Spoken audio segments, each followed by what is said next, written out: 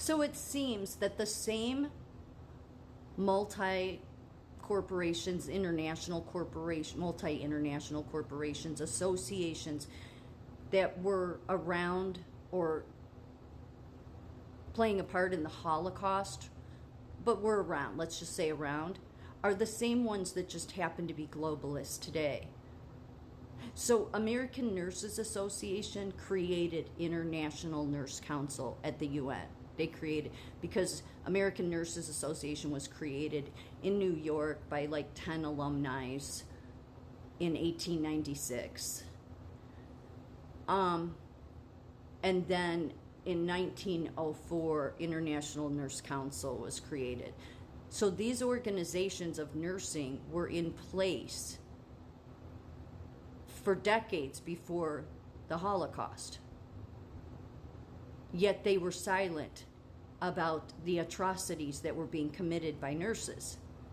Okay, because nurses euthanized many people, and many, I didn't know this, many of the nurses nor the doctors were held accountable, just like many of the scientists weren't, because of Operation Paperclip, you know, that declassified information that came out, or we all learned about that.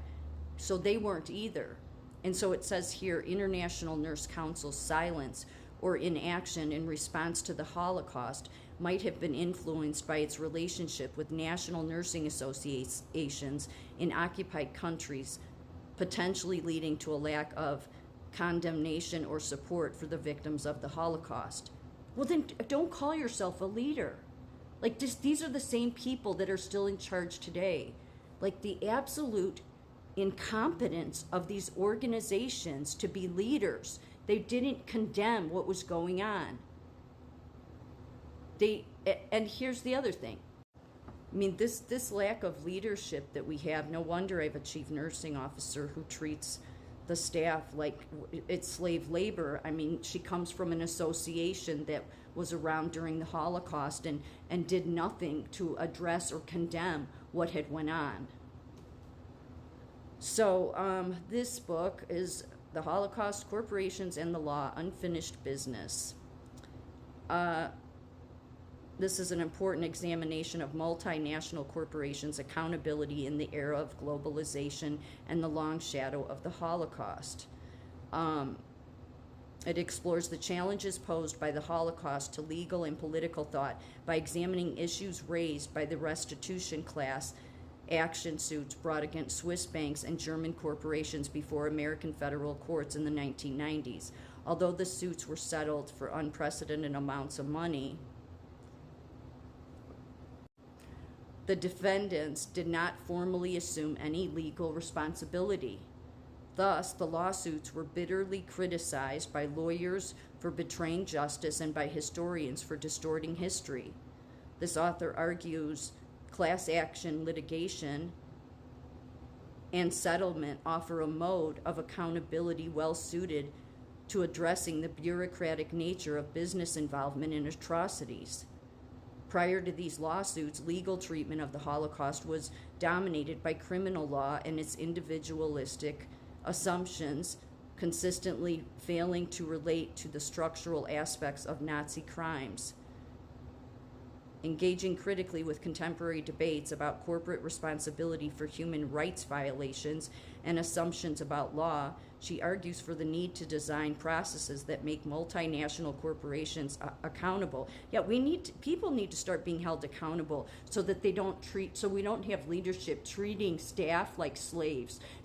Like I've been saying this for years, these CEOs of these hospitals that are getting away with all this, they need to be held criminally responsible, and chief nursing officers that are going to behave this poorly should be held accountable. They know better.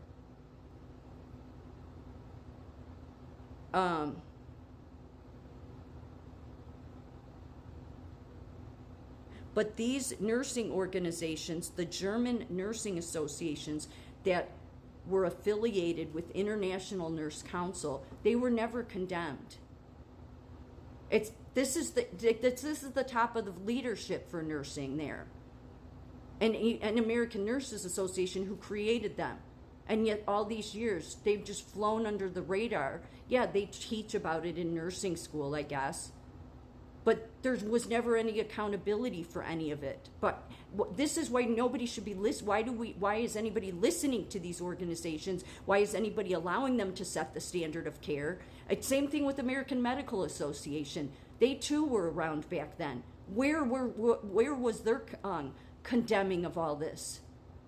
Nurses and doctors and scientists were responsible for the deaths of people. It wasn't just soldiers taking people to gas chambers. No, they were being euthanized in many different ways, and not just the Jews. It was marginalized people. And yet I see these associations like mine being exactly the same as back then. That's why all of the same corporations and associations are involved in globalism.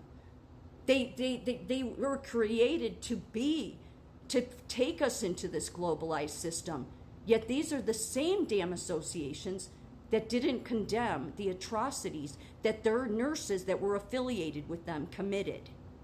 So is that who we should take leadership from? No. This was written in 2009, the Third Reich Nursing and the American Journal of Nursing. Yeah, again, same problem here.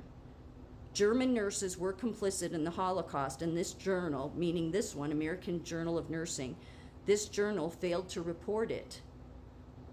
The author examines this journal's coverage of the Third Reich and the post-war years, comparing it with that of other popular professional publications. She argues that in the interest of promoting international cooperation and an image of nursing unity, that this journal shirked its duty to hold German nurses accountable.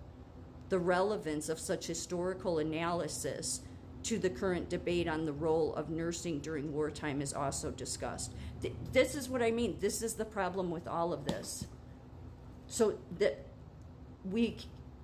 so I saw today that I guess RFK Jr., Tulsi Gabbard, Donald Trump, they're all going to be doing, I don't know, in the next week or couple days some town hall meeting about how they're going to fix health. Well, let me tell you this. You can't fix any of it till you deal with this.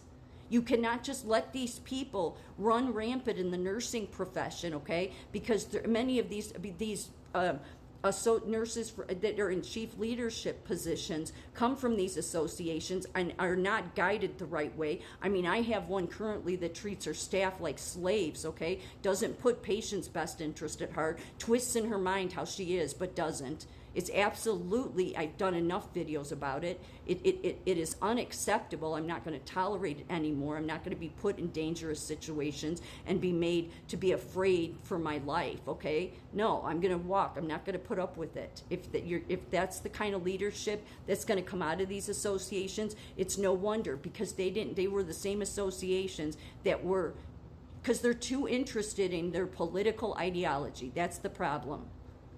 And then they pass that on to their associations, all those members. So nothing can be fixed in healthcare. RFK may have all these ideas, Donald Trump may, but until you deal with these associations that were not dealt with and should have been after the Holocaust for failing in leadership there, and condemning it right away and doing something and stepping in and doing something about it, these should not be the people setting the standard of care for nursing now. So you need to address the problems that have led our healthcare system and health in general down into the toilet. Before, coming up with all these ideas, you need to deal with these entities. This is unbelievable to me. They have failed at leadership at the biggest points in their history. In COVID, they pushed this race division during 2020. Then you look at their history going back all the way back to the Holocaust. They stayed silent and mute, said nothing, didn't stand up, because they don't stand up for the right thing. They only care about their globalized nursing control system. And then all of their leaders that come out of there, at least the ones I've seen, do not know how to lead. They just treat people horribly. So that has got to be addressed. We need new nursing leadership for healthcare to even begin to get better.